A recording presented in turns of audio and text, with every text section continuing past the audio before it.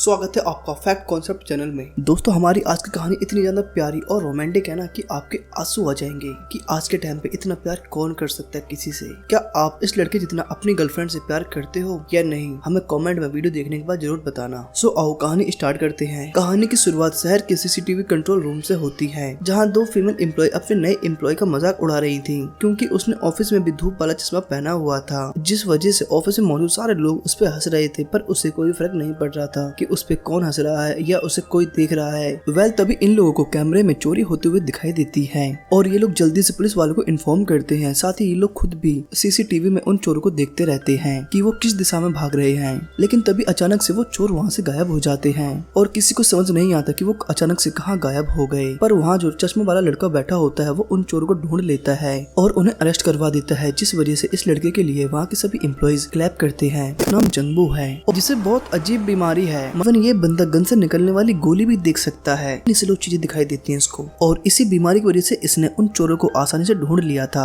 अब इसको ये बीमारी कैसे हुई आपको ये बताता हूँ। दरअसल जब जंगबो छोटा होता है तो स्कूल में एक रेस के दौरान उसने अपने क्रश सोमी को देखा, जो उसे पहली बार भागते हुए भी स्लो दिखाई दी, और उसी के बाद से इसको ये बीमारी हो गई और दुनिया की सारी चीजें इसको स्लो स्लो दिखाई देने लगी। इसके बाद जंगबो अपने इस बीमारी को दिखाने के लिए अपने अंकल डॉक्टर के पास जाता है, पर उनके पास भी इसकी इस बीमारी का कोई सोल्यूशन नहीं होता। इसलिए वो लास्ट में उसे बोलते हैं कि तुम एक काला चश्मा पहन लो ताकि लोगों को तुम में कुछ भी अजीब ना दिखाई दे। अब जंगबो के डैड अपने बेटे की इस प्रॉब्लम को किसी भी तरह से ठीक करना चाहते थे, इसलिए वो जंगबो के लिए पैसे कमाने खातिर विदेश चले जाते हैं और इधर जंगबो अपने मॉम एंड छोटी बहन के साथ अकेला रहने लगता है। दोस्तों, बीतते समय के साथ जंगबो को अपनी इस बीमारी के बहुत सारे फायदे भी दिखाई देने लगे थे। फायदे ये थे कि स्लो मोशन वो ऐसी चीजें देख पाता था जो नॉर्मल इंसान अपनी आंखों से नहीं देख सकता था। दूसरी तरफ हम देखते कि जंगबो को स्कूल में बच्चों के द्वारा बुली किया जाता है, लेकिन अक्सर सोमी उसे बचाने के लिए आ जाया करते थे। पर इस वजह से वो बच्चे सुमी को भी बुली करने लगे थे, इसलिए उसने जंगबो से दोस्ती तोड़ दी और हमेशा के लिए। अब सुमी के जाने से जंगबो बिल्कुल अकेला रह गया था और वो काफी चिड़चिड़ा और गुस्से वाला हो गया था। इसलिए वो जानबूझ के अपनी आंखें फोड़ने के लिए टीवी को बिल्कुल पास से देखा करता था और वो टीवी में पूरे दिन कोरियन ड्रामा ही देखा करता है।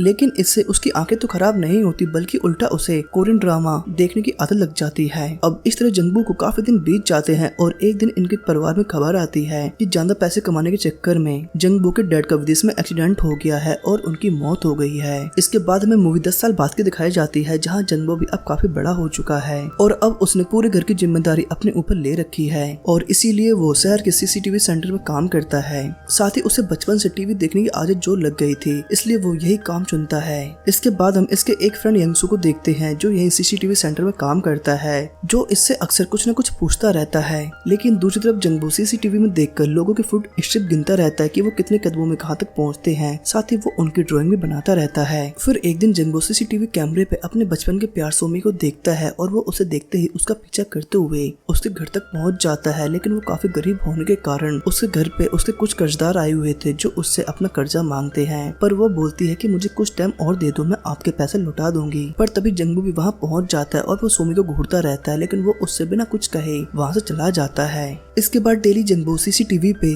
सोमी को ही देखता रहता है और उसका डेली रूटीन एनालाइज करता रहता है कि वो किस टाइम कहाँ जाती है और किस टाइम कहाँ आती है। फिर एक दिन सोमी एक जगह खड़े होकर सोडा पी रही होती है, पर उसे वहाँ बैठने की जगह नहीं मिलती और ये चीज जंगबो देख लेता है। इसलिए वो अगले दिन उसके वहाँ आने से पहले एक सोफा डाल देता है ताकि वो वहाँ सोडा बैठ के पी सके। फिर एक दिन सोमी बस स्टैंड पर खड़े होकर बस के आने का वेट करती है, पर वहाँ बारिश होने लगती है और ये सब कुछ जंगबो अपने सीसीटीवी सेंटर से देख रहा था। इसलिए वो अपने साथी यंगसू के साथ उसकी हेल्प करने के लिए उसके पास एक अम्ब्रेला लेकर जाता है और उसके ऊपर खोल के खड़ा हो जाता है। पर सुमी को ये सब कुछ काफी वियर्ड लगता है, इसलिए वो उसको वहाँ दत्त करके चली जाती है। फिर एक दिन सुमी अपने एक सिंगिंग ऑडिशन के लिए जा रही होती है, क्योंकि वो एक सिंगर बनना चाहती थी। पर उसका मैनेजर उसको फोन करके बोलता है कि अब तुम्हें यहाँ आने की कोई जरूरत नहीं है, क्योंकि तुम लेट हो चुकी हो। और इसलिए अब सुमी के पास कोई रास्ता न होने के कारण वो उसको फोन पे ही गाना सुनाने लगती है, पर इसका कोई फायदा नहीं होता। तभी उसके पीछे से जंगबो आ जाता है, जो उसे एक बुके देता है। पर मूड खराब होने के कारण सुमी उससे बोलती कि ये बुके अपने पास ही रखो और लेके आना ही था तो कोई ढंग की चीज ले आती, और गुस्सा होकर वहाँ से चली जाती है। लेकिन वो जाते समय पीछे जंगबो को मुड़ के देखती है इस्माइल के साथ, पर वो सुमी के गुस्से वाले इस्माइल होती है। इसलिए जंगबो उसे तभी सब कुछ सच बता देता है कि मेरा नाम जंगबो है, जो तुम्हारे साथ स्कूल में पढ़ा करता था। तो सुमी बोलती है पर वो मैं नहीं हूँ, मतलब नाम तो मेरा सुमी है लेकिन मैं वो सुमी नहीं हूँ जिसे तुम ढूंढ रहे हो। अब दोस्तों ये सुमी जंगबो की क्लासमेट सुमी तो नहीं थी, पर जंगबो को इससे भी मोहब्बत हो गई थी। फिर एक दिन जंगबो सुमी को एक जगह उछलते हुए देखता है, क्योंकि सुमी का उस सिंगिंग ऑडिशन में सिलेक्शन जो हो गया था और वो बहुत खुश थी और इसी खुशी को सेलिब्रेट करने के लिए पर वहाँ जंगबो भी पहुंच जाता है और वो इससे बाहर खड़े होकर देखता रहता है और ये चीज सुमी नोटिस कर लेती है, इसलिए वो जंगबो को अंदर बुला लेती है। जिसके बाद ये दोनों लोग बहुत सारी बातें करते हैं और बातों बातों में जंगबो सुमी को बता देता है कि मुझे सारी चीजें स्लो मोशन में दिखाई देती हैं और इस चीज को प्रूफ करने के लिए सुमी जंगबो की तरफ एक जोर से चम्मच फेंकती है, पर जंगबो उस चम्मच को हवा में ही पकड़ लेता है। अब जंगबो को ये चीज देख के वहाँ खड़े सभी लोग काफी हैरान हो जाते हैं, साथ ही सुमी भी। फिर नेक्स्ट डे रात को सुमी जंगबो से दोबारा मिलती है और ये दोनों लोग एक प्यारी सी तारों की छाव में घूमते हुए काफी सारी बातें करते हैं। साथ ही सुमी दोबारा से जंगबो को उसी रेस्टोरेंट में ले जाती है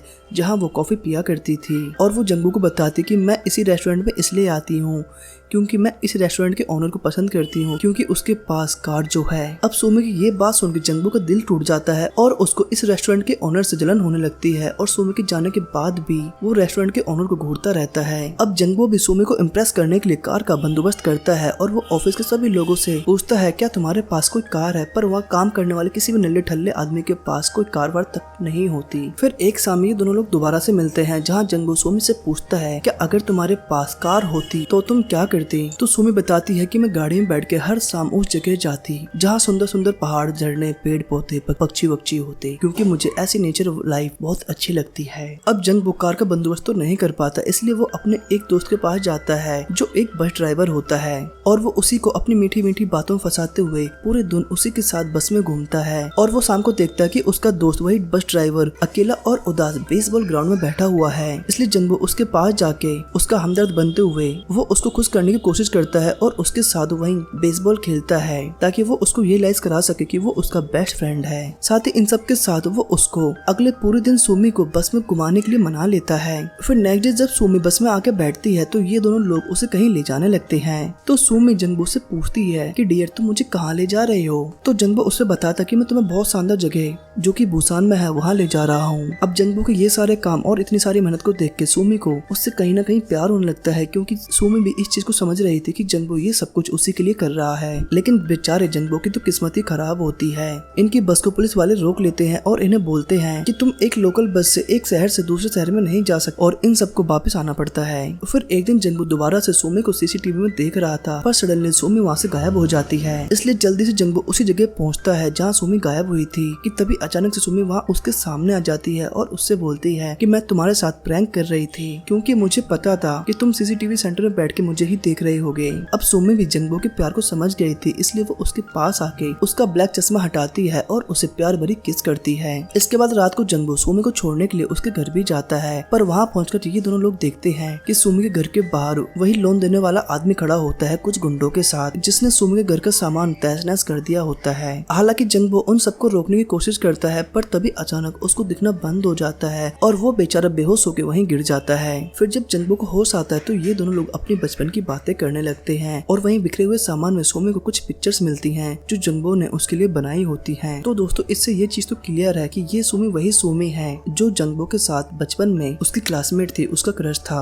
अब नेक्स्ट डे जंगबो अपने आंखों का चेकअप कराने के लिए डॉक्टर के पास जाता है, जहाँ डॉक्टर उससे बताता है कि कुछ ही दिनों में तुम अंधे हो जाओगे, यानी तुम्हारी आंखों की रोशनी परमानेंट चली जाएगी। लेकिन ये चीज जंगबो को पहले से ही पता थी, इसलिए उसने सुमी के घर तक जाने के लिए अपने फुट स्टेप्स गिन रखे थे ताकि एटलीस्ट अंधा होने के बाद वो सुमी के घर तक तो पहुंच सके। लेकिन इधर दूसरी तरफ सुमी अपना कर्जा उतारने के लिए उस घर को बेच देती है और अपना सामान लेके अपने ऑफिस में ही शिफ्ट हो जाती है, मतलब अब वो वहीं काम करेगी और वहीं रहेगी। और इधर जंगबो भी सीसीटीवी कैमरे पे उसे देख रहा होता है कि वो यहाँ से जा रही है। तभी इन सीसीटीवी एम्प्लॉयज को एक कार दिखती है जो कि किडनैपर्स की होती है और वो लोग जल्दी से पुलिस वालों को कॉल करते हैं कि यहाँ पे किडनैपर्स की कार है और इसी दौरान सुमी भी वहाँ से गायब हो जाती है। अब इस बात से परेशान होकर जंगबो उसे ढूंढने के लिए बाहर निकल जाता है, लेकिन अब वो देख नहीं सकता था, इसलिए उसका एक्सीडेंट हो जाता है। पर तभी इसकी नजर उन किडनैपर्स की गाड़ी पे पड़ती है जो लोग जबरदस्ती सुमी को अपने साथ ले जा रहे होते हैं, पर जैसे तैसे करके शोर शराबा मचा के ये सुमी को बचा लेता है। पर तभी वहाँ पुलिस आ जाती है और सुमी को अपने साथ ले जाती है, लेकिन जंगबो वहीं रोड पे खड़ा रह जाता है। अब हम एक महीने बाद का सीन देखते हैं जहाँ हमें सुमी दिखाई जाती है और वो काफी टाइम से जंगबो से नहीं मिली, पर अक्सर वो सीसीटीवी में देख के जंगबो को हाय करती है, पर उसे पता नहीं होता कि कि जंगबो अब पूरी तरह से अंधा हो चुका है और वो उसकी हाय भी नहीं देख सकता। पर एक दिन सुमी जंगबो को एक रेस्टोरेंट में देखती है और वो उसे हाय करती है, पर वो उसको बिना रिस्पॉन्स किए वहाँ से चला जाता है। पर तभी आगे जाने के लिए वो अपनी ब्लाइंड स्टिक निकालता है, जिसे देख के सुमी समझ जाती है कि जंगबो अब पूरी तरह अंधा हो चुका है और उसकी ये हालत देख के वो भी रोने लगती है। पर तभी अचानक से वो जंगबो का पीछा करने लगती है और उसका पीछा करते हुए वो एक आर्ट गैलरी तक पहुंच जाती है, जहां हम बहुत सारे सुमीस की पिक्चर्स देखते हैं जो कि जंगबो ने बनाई होती हैं। और ये देख के सुमी बहुत ज्यादा खुश होती है, क्योंकि अंधा होने के बाद भी जंगबो के दिल में बस सुमी ही थी और वो बिना देखे उसकी पिक्चर भी बना पा रहा था। फिर नेक्स्ट दोबारा से सुमी जंगबो का पीछा करने लगती है, पर सडनली जंगबो पीछे मुड़ता है और बोलता है, बोलो मेरी जान, तुम्हारे लिए मेरा सब कुछ कुर्बान। तुम भले ही मुझे पसंद ना करो, लेकिन मेरे दिल में मेरी आखिरी सांस तक तुम ही रहोगी। जंगबो की ये बात सुन के सुमी खुशी से जंगबो के गले लग जाती है और इसी हैप्पी सीन के साथ इस मूवी का एंड हो। So thanks for watching.